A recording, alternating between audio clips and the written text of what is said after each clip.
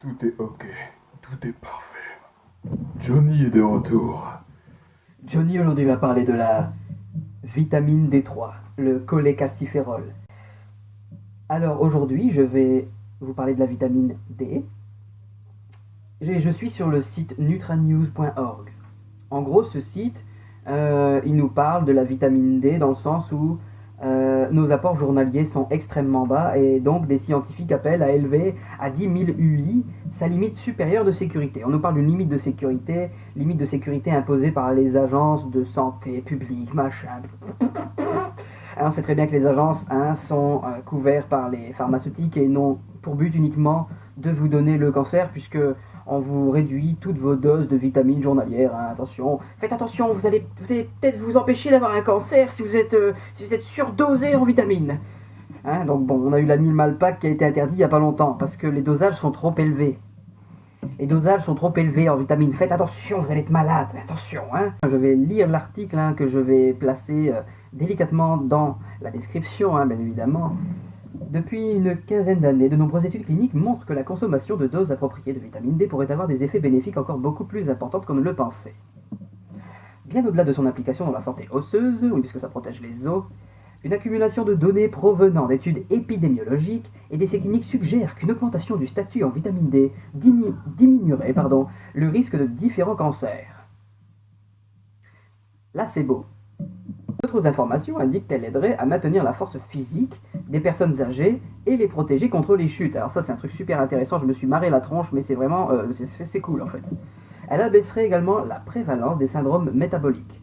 Donc en gros, avec la vitamine D3, en fait, on n'est même pas sur une vitamine, on est sur un pro-hormone. Ça agit comme un pro-hormone dans le sens où la vitamine D3, une fois dans le corps, passe par le foie et c'est tout un bordel métabolique en fait. Ça serait trop compliqué de l'expliquer là comme ça. Ça veut dire qu'en gros, tu ingères de la vitamine D3, ça vient se transformer en gros dans le foie en plusieurs hormones. Donc ça agit comme un pro-hormone.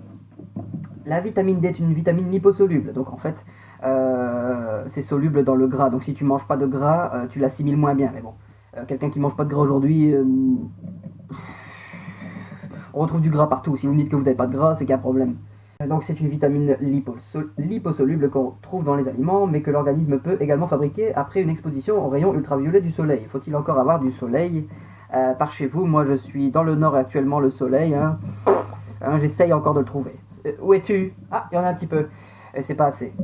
Le rayonnement du soleil déclenche en effet la synthèse de la vitamine D dans une région profonde de la peau à partir du déhydrocholestérol, le précurseur immédiat du cholestérol. Ça veut dire que si t'as pas énormément de cholestérol dans le sang, peut-être que tu peux moins bien l'assimiler. Je suis pas expert, mais je pense. On revient toujours au même principe de dire que manger du cholestérol est important.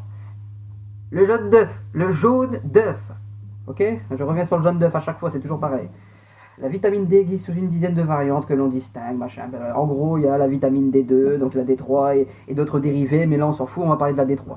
Donc je vais pas m'éloigner du sujet, on va continuer sur la D3 en gros.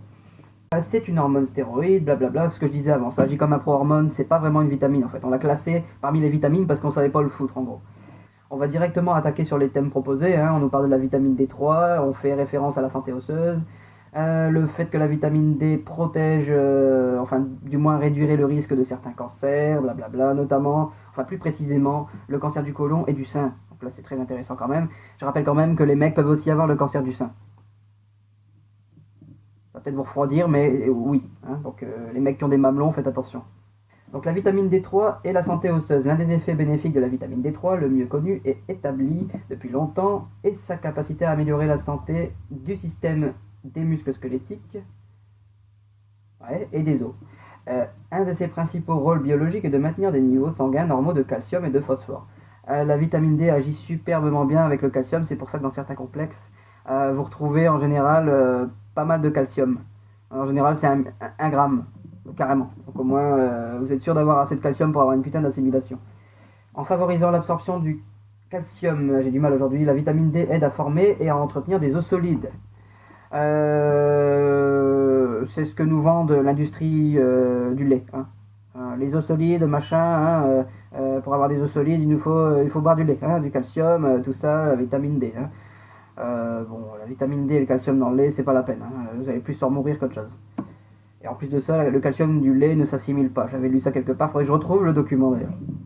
La vitamine D travaille également de concert avec un certain nombre d'autres vitamines et minéraux, ainsi qu'avec des hormones pour promouvoir la minéralisation osseuse. En gros, c'est bon pour les os.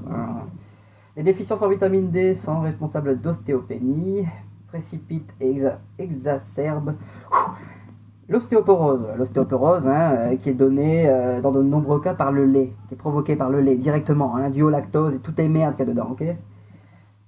Donc ça provoque des maladies douloureuses des os, connues sous le terme d'ostéomalacie, augmente la faiblesse des muscles, renforçant ainsi le risque de chute et de fracture. Ouais. Bon, je vais pas aller plus loin dans le thème des os, mais en gros, tu prends de la D3, t'as moins de risque d'avoir de fracture des os. Carrément, tu vois. Donc c'est super intéressant. Une protection contre le cancer. Dans les années 40, un chercheur a noté pour la première fois une connexion entre la vitamine D3 et la prévention du cancer. Il s'était aperçu que des individus vivant sous des latitudes ensoleillées avaient un taux plus faible de mort par cancer. Il a suggéré que l'exposition au soleil pourrait fournir une relative immunité contre le cancer.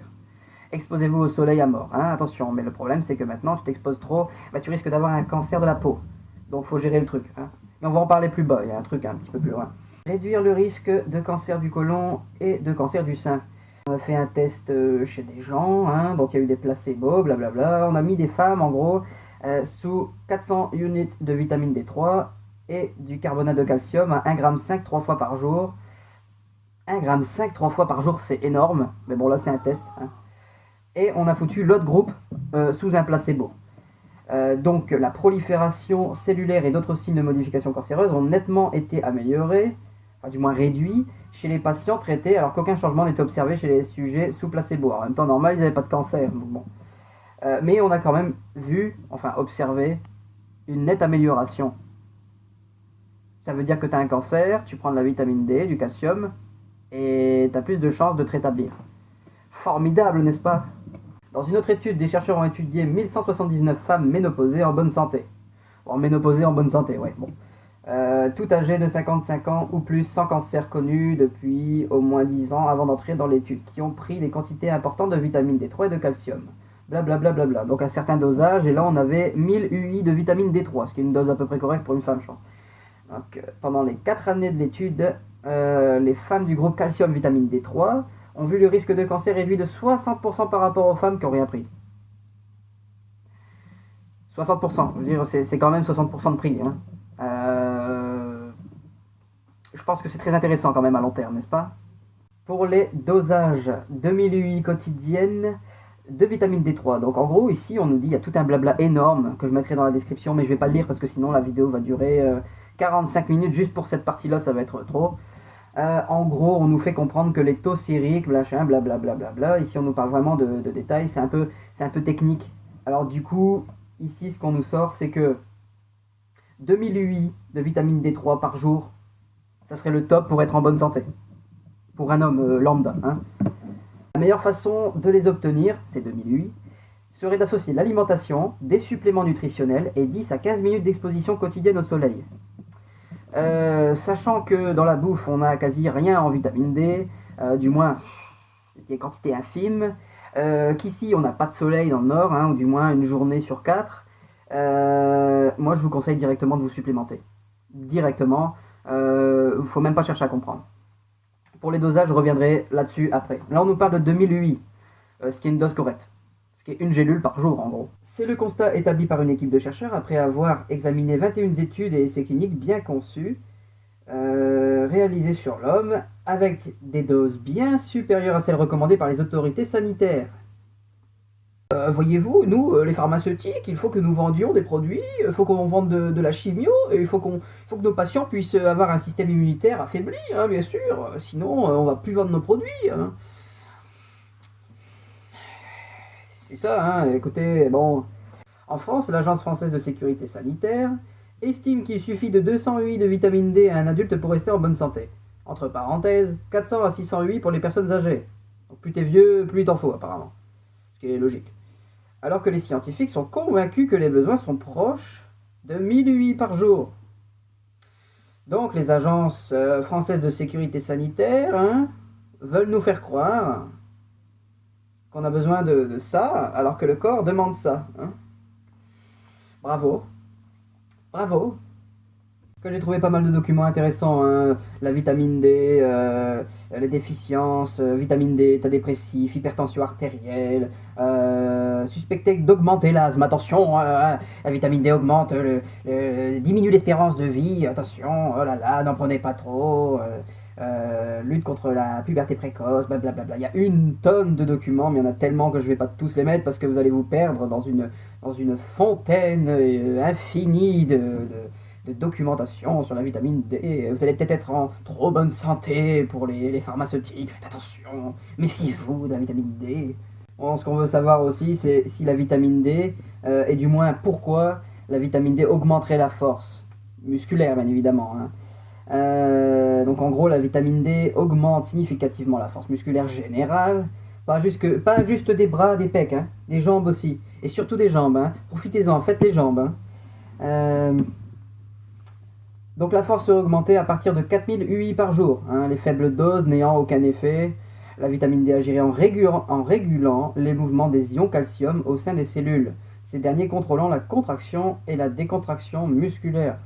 Donc en gros, la vitamine D aurait un lien direct avec la contraction, le pouvoir contractile des muscles et la décontraction. Toujours intéressant quand on fait de la musculation, hein, qu'en pensez-vous ? Rappelons que l'on peut produire jusqu'à 15 000 UI de vitamine D3 en 15 minutes lors de l'exposition totale à un soleil d'été. Mais bon, là on n'est pas en été, je suis dans le nord de la France, l'été ne dure que 2 mois et encore je suis gentil. Hein, Mais toi Johnny, tu nous parles de la vitamine D, mais que prends-tu comme vitamine D ? Eh bien je me fournis chez MyProtein. Je prends la D3 Elite de chez MyProt. Pour moi, le rapport qualité-prix est imbattable. Imbattable. Et franchement, depuis que je prends ça, ça doit faire plus d'1 an, ça doit faire 2 ans que je prends ça. Et franchement, excellent, rien à dire. Les ressentis, bah, tu les ressens pas sur le court terme, je veux dire, c'est vraiment du long terme, tu sens vraiment. En fait, tu ressens plutôt les effets quand tu arrêtes. C'est-à-dire que quand tu l'arrêtes, tu sens que tu vas moins bien en fait. Alors du coup, bah, j'ai décidé d'en reprendre, mais à l'année. C'est dosé à 62,5 microgrammes. En gros, 2500 UI. Donc, t'as tes apports, en fait, tes apports sont limite complets. Là, tout à l'heure, on parlait des 2000 UI quotidiens. Là, on a 2500. Donc, tu prends une gélule, t'es bien. Si tu veux viser la perf, 5000, 7005. Moi, je tourne à 3 gélules. Donc, excellent. Toujours est-il que tu dois obligatoirement prendre du gras pour mieux l'assimiler. Et dans la formule Elite, ils te mettent de la vitamine E et directement de l'huile d'olive. D'habitude, ils mettent de l'huile de tournesol ou colza ou un truc de merde là-dedans. Là, c'est carrément de l'huile d'olive. Donc, t'as de la chance en fait, de l'assimiler tout le temps. Comme ils mettent déjà du gras avec. Donc, excellent produit, de super bonne qualité. Et t'as ça pour que dalle. Franchement, pour que dalle. T'as 180 gélules dedans. T'as la formule à 360 gélules.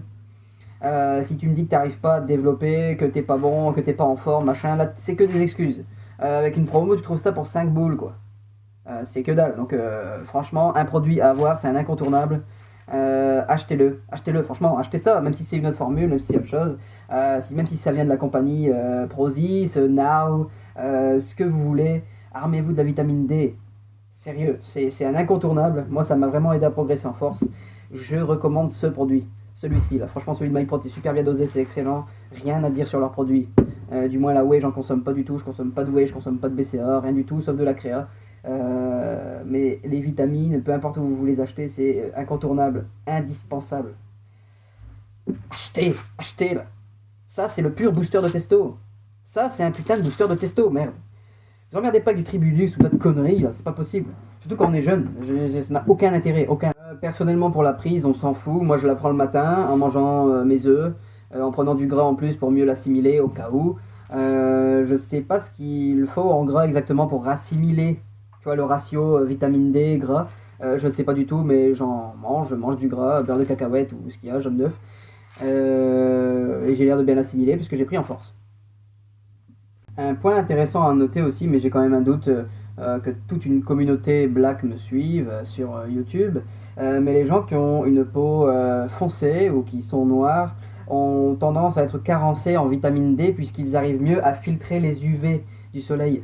Et donc ça peut être un problème pour eux parce que la vitamine D est donc moins bien assimilée. Supplémentation, de suite. T'es black, t'es afro, mec, tu prends de la vitamine D. Voilà. Tu ne cherches pas à comprendre. Voilà. Sinon, dans l'alimentation, on la retrouve où la vitamine D? Alors, dans pas grand chose finalement. Dans les poissons gras, saumon, sardines, truites, la base, hein, dans les abats.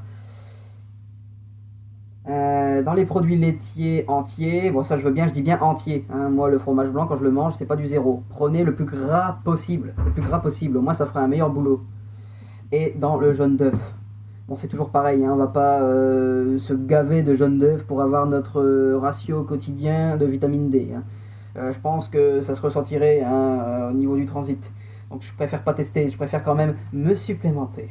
Bon on arrive à la fin de cette vidéo, hein, c'est pas très long, il y en a beaucoup à dire, je vais pas m'étendre énormément là-dessus. Je ferai en sorte de vous mettre tous les sites sympas que j'ai trouvés dans la description. On se retrouve bientôt pour d'autres vidéos, de toute manière, hein, je vais continuer sur pas mal de thèmes, je vais discuter de pas mal de choses. À bientôt tout le monde, à bientôt les messieurs, à bientôt la Team Johnny's. Wow, wow, oh my god. This guy is on vitamin D3. Oh my god. Wow.